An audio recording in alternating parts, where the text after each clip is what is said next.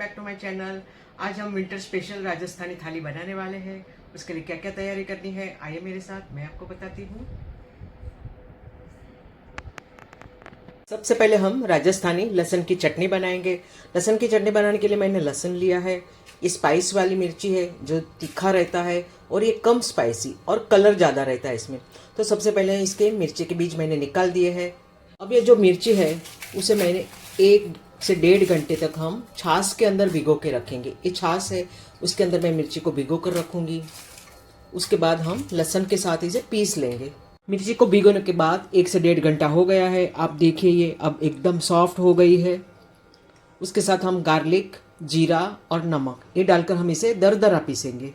हम चटनी का तड़का लगाएंगे। एक पैन को मैंने गर्म करने के लिए रख दिया है।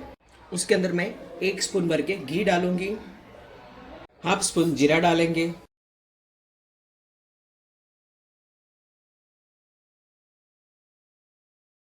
अब हम इसे मिक्स करेंगे। छाछ की जगह में हम इसमें नींबू का भी यूज़ कर सकते हैं। बहुत से लोग इसको तड़का भी नहीं लगाते हैं, कच्ची चटनी भी ये खा सकते हैं हम। तो हमारी अभी लहसुन की चटनी रेडी हो गई है, वो भी राजस्थान स्टाइल में। थाली की हमारी दूसरी रेसिपी है बाजरे की खिचड़ी। ये विंटर में बहुत ही खाई जाती है, तो मैंने सोचा मैं इसके साथ खिचड़ी भी बनाऊंगी। बाजरे की खिचड़ी बनाने के लिए मैंने एक बड़ा बाउल भर के बाजरी ली है। बाउल के ऊपर मैंने छलनी रख दी है। उसके ऊपर हम ये बाजरी डालेंगे। अब इसके ऊपर मैं पानी डालूंगी। थोड़े थोड़े पानी से हमें इसे सिर्फ धोना है, ज़्यादा भिगो कर रखना ही नहीं है हमें। डालने से क्या होता है, इसके अंदर जो भी कोई पाउडर रहता है वो निकल जाएगा। इसे हमें पानी को नितार देना है और एक नेपकिन के ऊपर मैं इसे डाल दूंगी। इसे नेपकिन से ही पोंछेंगे।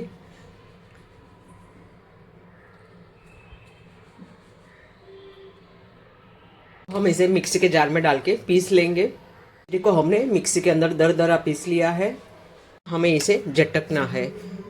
झटकने से क्या होता है, जो बाजरी के आगे के भाग में थोड़े से भूसे के टाइप रहता है वो निकल जाएगा।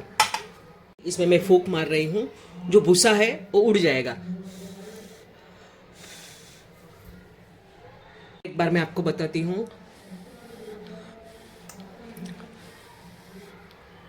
भूसा नहीं निकालेंगे तो खाते समय हमें ऐसा लगता है हमारे मुंह में कोई छिलके आ रहे हैं, इसलिए भूसा निकलना बहुत ही ज़रूरी है। तो हमें दरदरा पीसना है, उसका आटा बनाना नहीं है।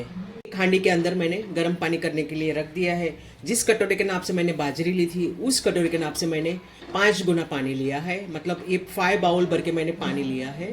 पानी के अंदर मैं ये पीसी हुई बाजरी डाल दूंगी। इसमें हमें ज़्यादा मसाला डालना नहीं है, सिर्फ हाफ स्पून मैं जीरा डालूंगी और स्वाद अनुसार नमक डालूंगी। नमक भी डाल रही हूँ।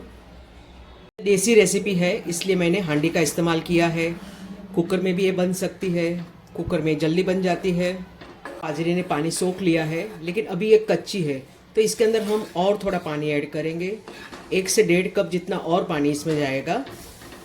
इसके अंदर मैं पानी डाल रही हूँ और भी।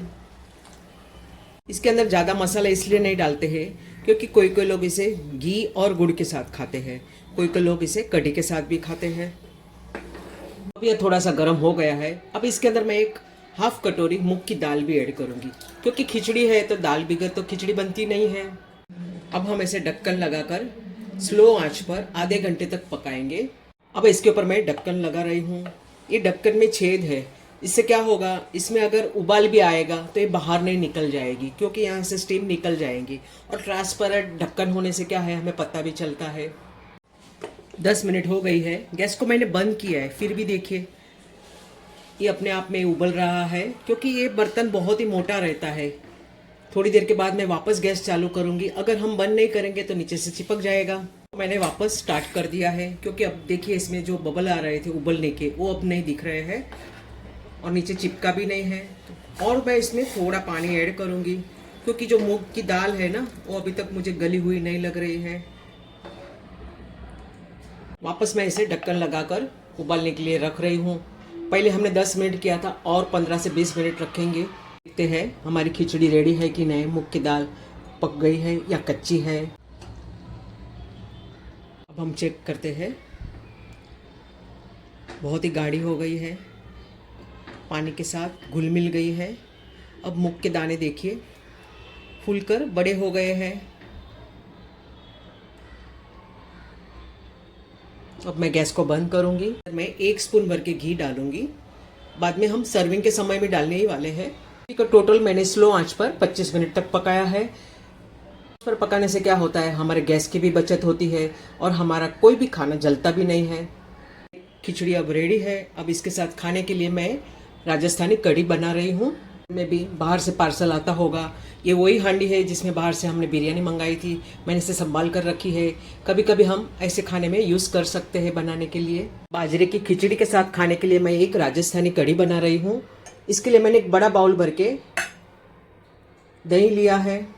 टोटल मैं 1.5 बाउल भर के दही ले रही हूँ। बाउल से मैंने दही लिया है, वही सेम बाउल से मैं 1/4 बाउल भर के बेसन ले रही हूँ। इसके अंदर मैं 1/4 स्पून भर के हल्दी का पाउडर ले रही हूँ। स्पून रेड चिली पाउडर लेंगे, स्पून धनिया का पाउडर डालेंगे, स्पून गरम मसाला डालेंगे। विस्क की मदद से मिक्स करेंगे। बाउल की मदद से हमने दही लिया था, सेम बाउल की मदद से हम 3 बाउल भर के पानी डालेंगे। ये तीसरा बाउल है, हमें मिक्स करना है। बेसन की गुठलियाँ दिखनी नहीं चाहिए। अब कढ़ी बनाने के लिए मैंने एक बर्तन को गैस के ऊपर चढ़ा दिया है। उसमें मैं 1.5 स्पून भर के घी ऐड करूंगी। इसके अंदर मैं 1/2 स्पून राई डालूंगी, 1/2 स्पून जीरा डालूंगी, 2 लौंग और सौंफ ये भी मैं इसमें डालूंगी।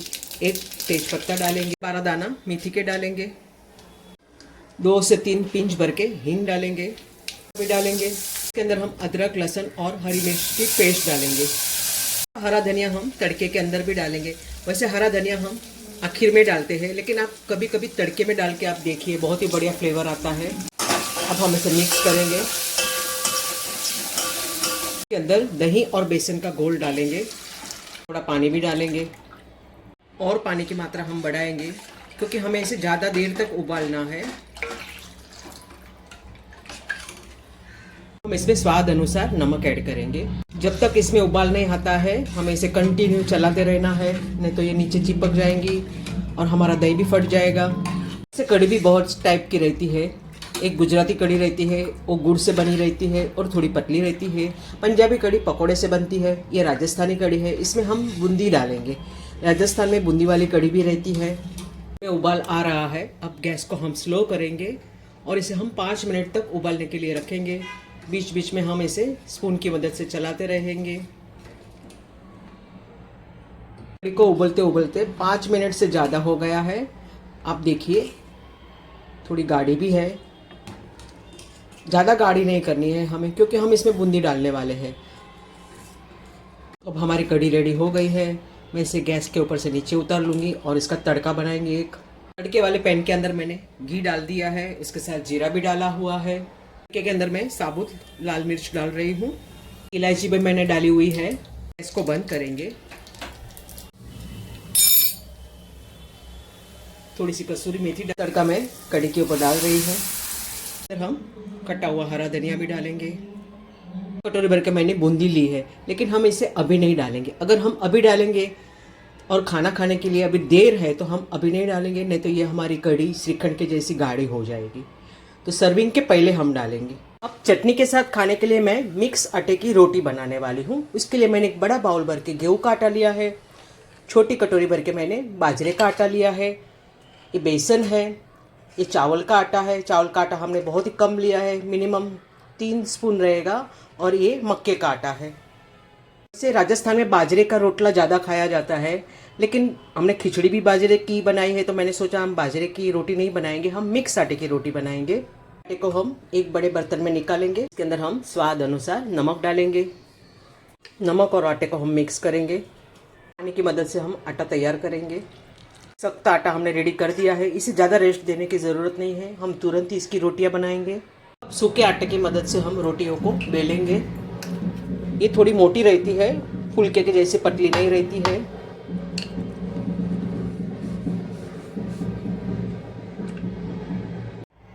रोटी को मैंने तवे के अंदर डाल दिया है, इसे मैं टर्न करूंगी। रोटी को मैं गैस के ऊपर फुलाने के लिए डाल रही हूँ। रोटी के ऊपर सबसे पहले मैं घी लगाऊंगी।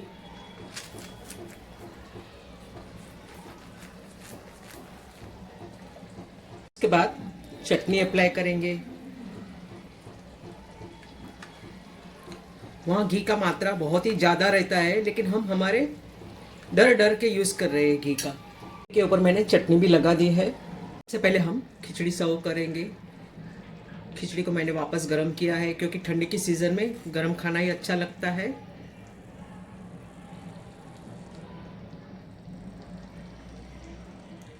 ऊपर से थोड़ा घी भी डालेंगे। एक कटोरी के अंदर हम थोड़ी सी बूंदी डालेंगे और इसके ऊपर हम कड़ी डालेंगे, ताकि हमारी बूंदी सॉफ्ट हो जाए।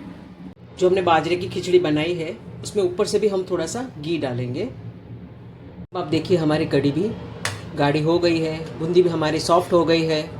अगर हम कड़ी के अंदर डालते थे पहले से ही तो हमारी कड़ी एकदम श्रीखंड के जैसे हो जाती थी। जब हम खाना खाने के लिए बैठेंगे, सर्व करेंगे, तभी हमें बूंदी डालना है।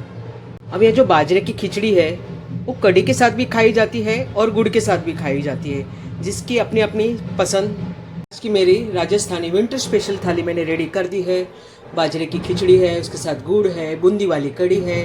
वहाँ पापड़ सेक के ही खाया जाता है, फ्राई करके नहीं खाते हैं। उसके साथ मैंने एक प्याज भी रखा है, मिक्स आटे की रोटी है और लहसुन की चटनी भी है।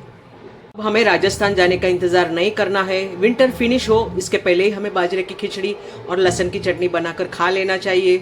कमेंट्स में मुझे बताइए आपको मेरी मेहनत कैसी लगी। राजस्थान की पारंपरिक रेसिपी बनाई है, जिसमें बाजरे की खिचड़ी है, गुड़ है, कढ़ी है, लहसुन की चटनी है, मिक्स आटे की रोटी है, सेका हुआ पापड़ है और प्याज है। लहंगा मैंने खुद स्टिच किया है। राजस्थानी लुक के लिए मैंने स्टिच किया है, लेकिन मैंने अभी नहीं स्टिच किया है। इसको 7 से 8 साल हो गए हैं, लेकिन अभी भी ये ऐसा कि वैसा ही है। मैंने इसका ज़्यादा इस्तेमाल किया नहीं है। आपको कुछ भी स्टिचिंग के लिए एडवाइस चाहिए तो आप मुझे कमेंट्स में बता सकते हैं, मैं आपको ज़रूर बताऊंगी।